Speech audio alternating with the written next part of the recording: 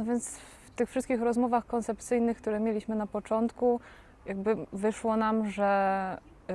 ważne dla nas jest, że w konstruowaniu jakby suspensu Hitchcocka ważne jest operowanie kadrem, detalem, pewnego rodzaju fragmentaryzacją również ciał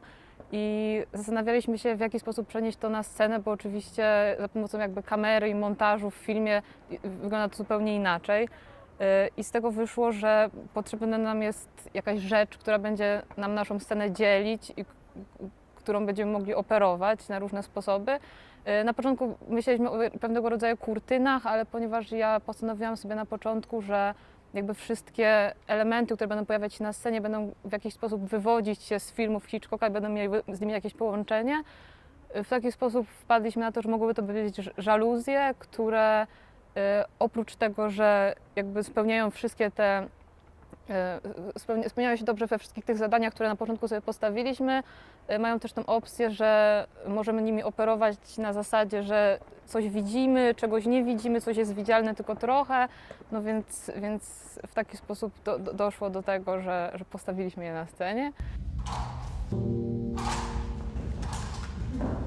A jeśli chodzi o kostiumy, to droga była trochę inna. Jakby nasz spektakl ogólnie jest pewnego rodzaju analizą i syntezą tych filmów Hitchcocka, jego osoby, jego życiorysu. I w kostiumach, które poszło to w tą samą stronę, zrobiłam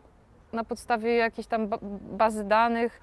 pewną analizę i syntezę strojów w jego filmach i powstała z tego jakaś tam linia, która gdzieś do tego nawiązuje. Tak, no więc wybraliśmy na początku również taką bazę danych z